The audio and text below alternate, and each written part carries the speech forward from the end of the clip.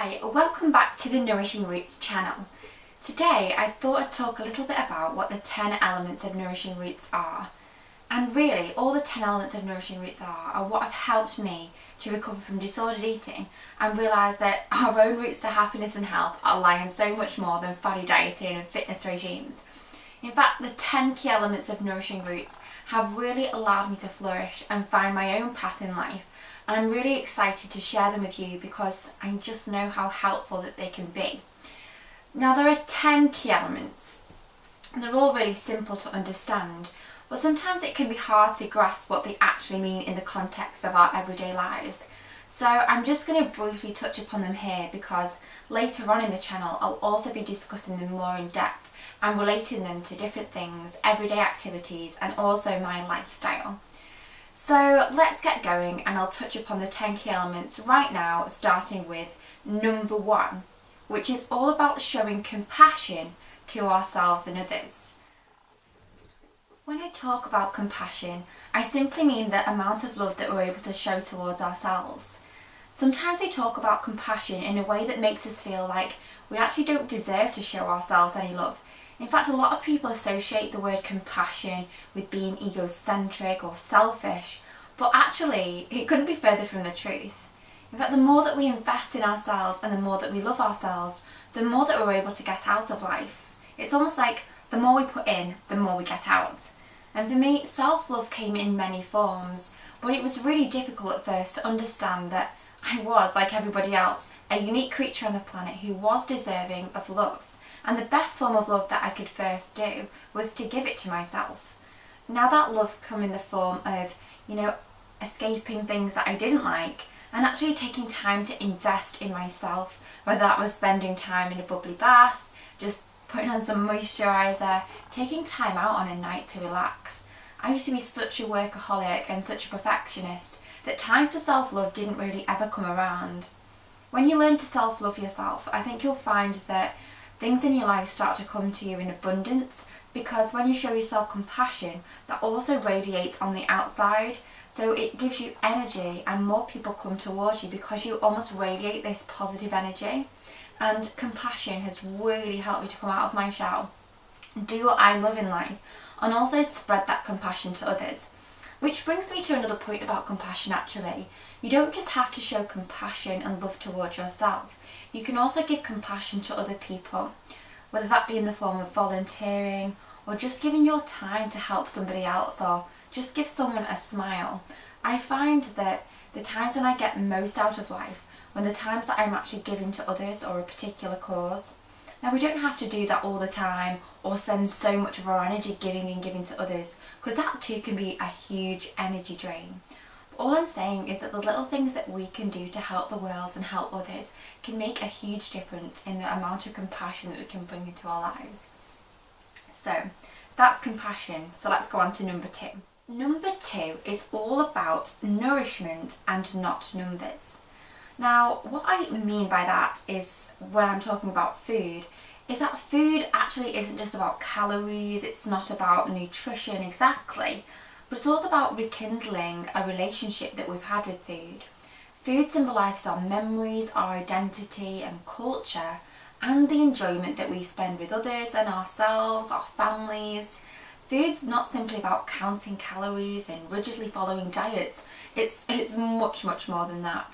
Sometimes, food is so much more enjoyable when we realise that it connects with a childhood memory, or we go out with cake with our friends, have a cup of tea, which I'm always doing, and just nurturing that sense of self when we can just sit down and take time for food and not feel guilty or ashamed because we think it has too many calories or too many fats or proteins or whatever else in them. I think that nourishment is all about realising that there's much more to food than we've been told by the media and other people too. I think you can develop a really positive relationship with food when you start to really enjoy food for what it is, and it's again much more than just nutrients and fuel. We'll be talking about that again much more in the channel, but for now let me just say that recovery and feeling good about myself and doing what I want to do in life has been aided so much by realising that food is not about calories, it's not about counting, it's not about rigidity, It's all about flexibility and embracing what's put in front of us to the full. So what's number 3? Number 3 is about health at every size. Now this is a little bit of a controversial one because there is a big belief out there that you have to be a certain weight or a BMI in order to be healthy. But from the research I've done and also research in nutrition and positive psychology, that's not really the truth. In fact, people who are so-called overweight can still experience optimal health because health doesn't lie in a weight or a number on a scale. In fact, health lies in so many more things. In fact, the things that we're going to discuss in the 10 elements of Nourishing Routes. But simply relying on a number to say how healthy you are, it just neglects what's going on in our mind. For example, you could be overweight or underweight according to certain standards, but still feel happy and healthy and free to live life the way you want to. On the other end of the spectrum, you may be classified as a healthy weight, but you might still be struggling with really negative body image or a poor relationship with food.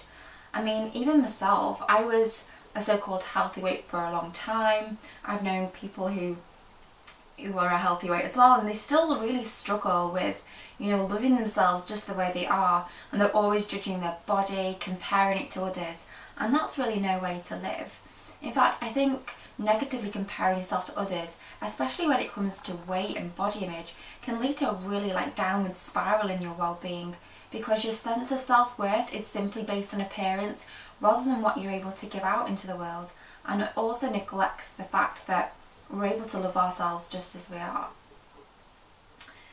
So let's get on to number 4.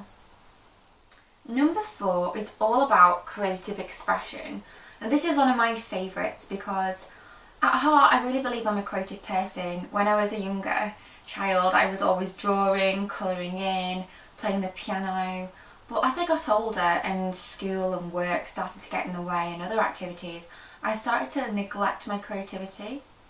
But we need to remember that as human beings, we were all born with an innate ability to express creativity, whether that be through drawing, writing, talking, singing. I mean, you don't even have to be a master at anything in creativity. It comes in the form of simply being able to express yourself in whatever way feels enjoyable and right for you. I just think that in our fast-driven culture, we're kind of talked out of being able to express our creativity because we feel as though it's unproductive and that we're not aiming to reach a particular goal. But in all honesty, creative expression brings so much positive energy into our lives that it actually makes us more productive, and it also fits in line with being compassionate to ourselves because expressing creativity allows us to take a step back and nurture what's really going on in our minds so we can express it, put it on paper, putting it into words, simply sitting back and taking time to relax. For me, expressing creativity has been so important to recovery and finding that healthy relationship with my food and body. So let's get on to number 5. Number 5 is all about freedom and autonomy. And this stems from a lot of work I've done in positive psychology, but it also stems from the fact that we really can't flourish as human beings if we always feel tied down to trying to please others or meet society's expectations. But when we start to take steps in life which are free and that feel like we're living in line with our values and beliefs rather than other people's expectations, it really brings a new sense of energy into our lives because we can be who we really are. I mean, there is nothing worse than living a life where you're always trying to please other people. It's such an energy drain, and really it stops you from being able to express your authentic self, and it really depletes your energy over time. When I was younger, I used to be such a people pleaser, and I used to go home from school feeling really sad actually because I always felt like I didn't fit in. But I think that reason was because I was too scared to actually be myself, because I thought that the things that I liked weren't what my friends liked. It's just fortunate enough that as I got older, I've realised that it has actually been key to develop my own sense of self and actually feel free to do what I want in life rather than following trends or trying to get the best career in life, because sometimes that's not who we are. I think we have to go on a journey to find out what lights us up as individuals, what brings us enjoyment, and then taking steps to find out more how we can bring that enjoyment more into our lives so that we just ultimately feel free to be ourselves. Okay, so moving on to number 6. Number 6 is all about gratitude, and that simply means being grateful for the things that we already have in life. As I've spoken about just before, we live in such a fast-paced world, and it teaches us that we need. We need more things, more products to buy, and rarely do we actually just take a step back and feel grateful for the things that we already have. And that could just mean simple things like the roof over our heads, the fact that we can go home and have a hot shower, or the fact that we have friends and families who really love us, and that we also have things in our lives that make us feel free and able to be who we are. Unfortunately, when we don't take time to be grateful, we always are on 100% fast mode, trying to get the next best thing. But when we achieve that, we don't actually take time to feel grateful for it. Instead, we go full force ahead trying to achieve the next best thing. So my advice would really be to make like a gratitude list every day or even once a week. It really helped me to just hit back down to earth and realise that I didn't need to hit full speed at 100 miles an hour. I could take a step back and realise that there was so much joy in the things that I already had in life. So, what is number 7? Well, number 7 is all about mindfulness. And this is a bit of a buzzword at the moment, but all mindfulness really means is to take a step back, relax, but also be conscious of the present moment without any negative feelings of judgment towards yourself or other people. It simply means bringing all of our senses into context, such as our smell, our sight, our hearing, and just notice what's going on all around us or what's going on in our minds. I also think when we can take a step back to be more mindful, we can also be grateful too. We can also make sense of whether we're following our path in life or whether, as I said before, trying to meet other people's expectations rather than our own. Being mindful doesn't have to be in some kind of weird woo-woo context.